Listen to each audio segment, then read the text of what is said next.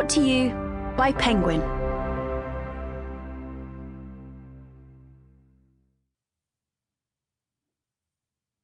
The Pieces of Us by Claire Alexander, read by Sarah Barron and Sorcha Groundsel.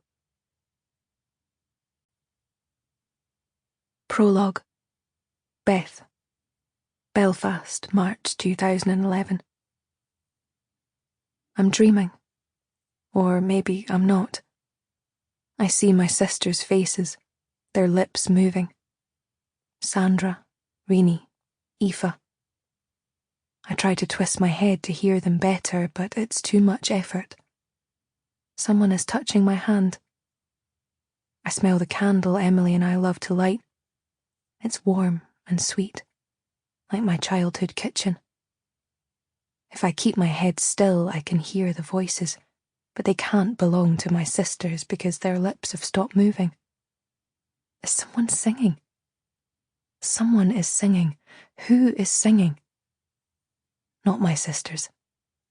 It's Agnetha and Annie Fried on the stereo. My original dancing queens. My teenage idols. I close my eyes and picture their faces. They blend with those of my sisters until I can't distinguish between them. I know these words. Thank you, my darlings. My sisters have gone without me noticing. Did they say goodbye? But Emily is still here, her fingers moving effortlessly over the keys of her laptop. What are you doing? She doesn't hear me, and I can't say it any louder.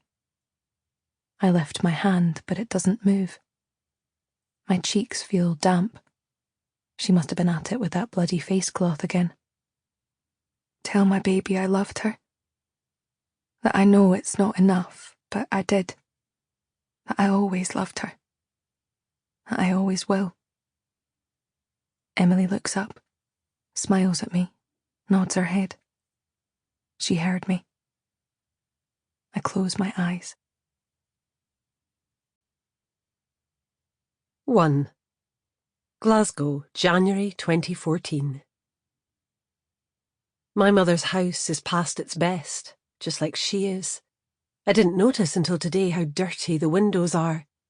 She told me half an hour ago, while I was filling a bin bag with shredded newspaper, that she told the man with a spear to stop trying to kill her, because even though she's an old woman, she's stronger than she looks. She said it casually as anything, like she was letting me know we were out of milk. At 58, Minnie McAllister isn't an old woman, and the man was no murderer. It was Kevin, who'd been cleaning her windows for 10 years, whose weapon was a squeegee on a pole, and who I'm fairly sure would trap a spider between a sheet of paper and a glass and carefully dispose of it outside, rather than crush it under his foot. He's never given off a murderous vibe. Minnie doesn't know how long it is since she got one up on Kevin the killer lurking in her garden. By the looks of it, those windows haven't seen a squeegee for months. I add this new measure of guilt to the perpetual hoard I lug around. "Where are we going?" she asks as I start the engine. "We're going home, Min," I tell her. She likes me to call her by her name, one of the many inexplicable quirks of her changing brain I've had to get used to. "It's about time," she mutters. I can't help but smile. I indicate and check my mirrors before pulling out, with the same nervous how the hell am I going to do this feeling in my gut that I had on the drive home from the hospital 16 years ago when my daughter Ruby was born.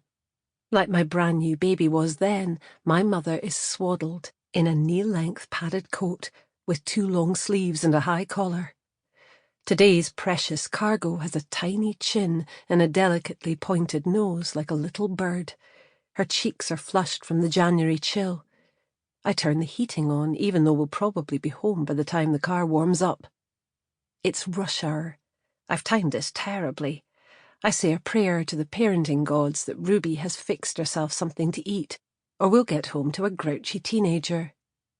"Where are we going?" Minnie asks again as we join the queue of traffic crawling towards the crossroads. "We're going home, Mum," I tell her. She's moving in. I've rented the... Sample complete. Ready to continue?